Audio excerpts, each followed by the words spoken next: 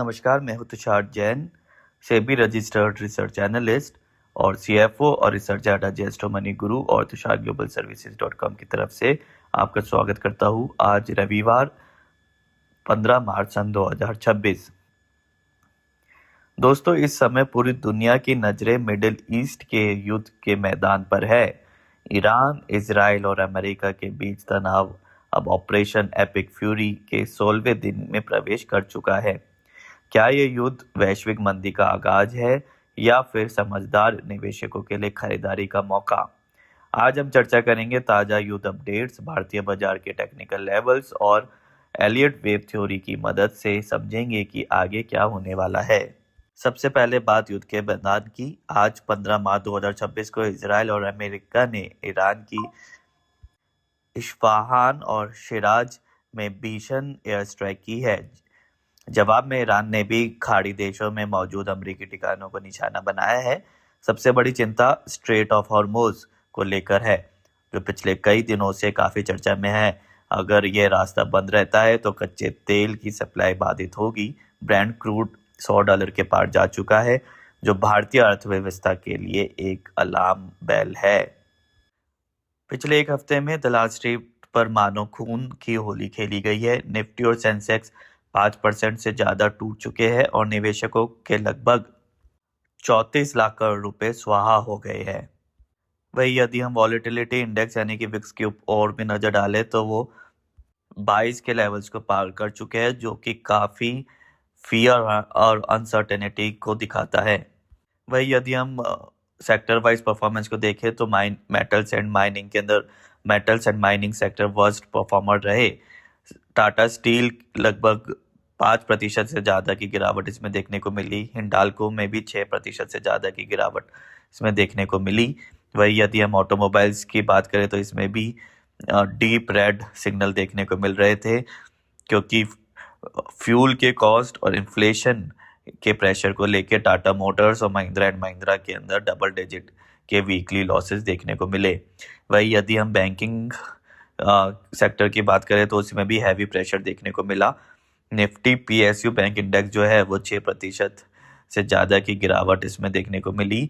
इसमें एसबीआई और पीएनबी के अंदर काफ़ी गिरावट देखने को मिली और भारतीय रुपया और बॉन्ड यील्ड्स के अंदर भी काफ़ी उठापटक देखने को मिल रही है। वही पावर एंड यूटिलिटी सेक्टर्स के अंदर यदि हम देखें तो उनके अंदर कुछ ट्रेंड देखने को मिली। एनटीपीसी और पावर ग्रिड के अंदर वीकली गेन्स देखने को मिले। आपको याद होगा, हमने हमारे पिछले एपिसोड्स के अंदर एनटीपीसी और पावर ग्रिड के ऊपर आपको नजर रखने की सलाह दी थी, पावर सेक्टर के ऊपर नजर रखने की सलाह दी थी।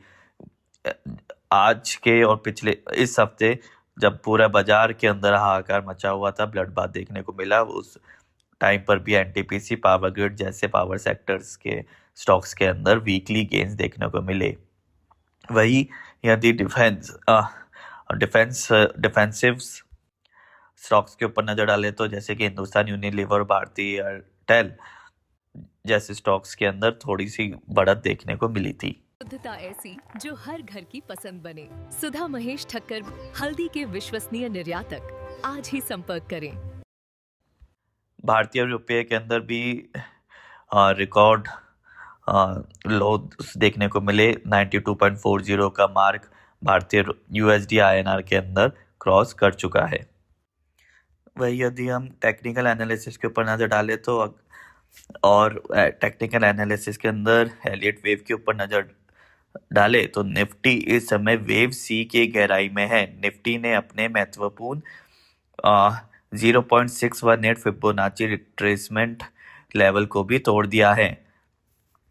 अभी फिलहाल निफ्टी के अंदर जो सपोर्ट लेवल्स हमें नजर रखने चाहिए वो है 22,900 और 23,000 के जोन पर निफ्टी के अहम सपोर्ट्स लेवल्स रहेंगे। और रेजिस्टेंस की यदि हम बात करें तो जब तक निफ्टी 24,300 के ऊपर सस्टेन नहीं करता तब तक हर उछाल पर बिकवाली का दबाव बना रह सकता है।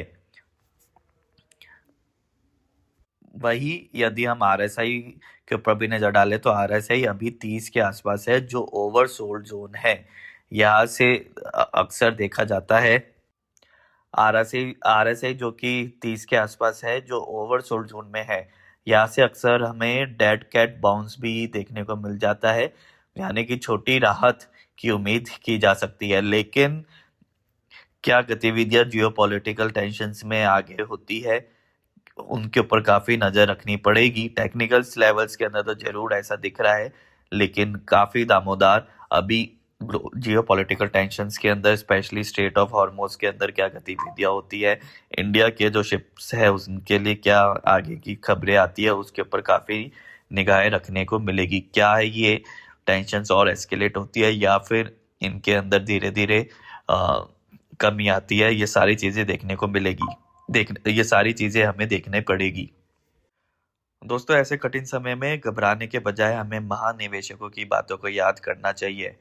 बेंजामिन ग्राहम ने कहा था, बाजार एक पेंडुलम की तरह है जो हमेशा अनुचित आशावाद और अनुचित निराशावाद के बीच झूलता रहता है। और वॉरेन बफेट की भी मशहूर बात तो आप जानते ही होंगे कि जब बाकी सब डरे हुए हो तब लालची बने, और जब सब लालची हो तब आप डरे। आज बाजार में डर का माहौल है, लेकिन याद रखिए शिपिंग और पावर सेक्टर्स के अंदर, जैसे कि हमने आपसे पहले भी कहा था, उनके अंदर मजबूती दिख रही है। तो दोस्तों, पैनिक में आकर अपनी अच्छी होल्डिंग्स को ना बेचे, लेवल्स पर ध्यान दे और अपने रिसर्च पुख्ता रखे। कल सोमवार को बाजार खुलने पर हमारी पैनी नजर रहेगी। अगर आप विस्तृत एस्ट्रो कमोडिटी प्रोडक्शंस और विस्तृत हमारी एनालिसिस चाहते हैं, और तो आप हमसे हमारी सर्विसेज के लिए भी संपर्क कर सकते हैं। हमारे कॉन्टैक्ट डिटेल्स डिस्क्रिप्शन और वीडियो के ऊपर उपलब्ध है। वीडियो पसंद आया हो तो लाइक करें और अपने साथी ट्रेडर्स के साथ शेयर करें।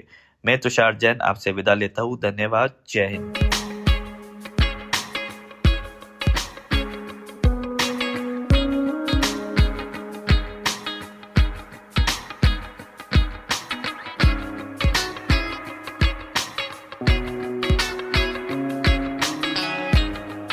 मसाले, खुशबू और प्योर झाग, टेस्ट से भर दे हर जुबां पे स्वाद। एवरीडे मसाले, देश का स्वाद।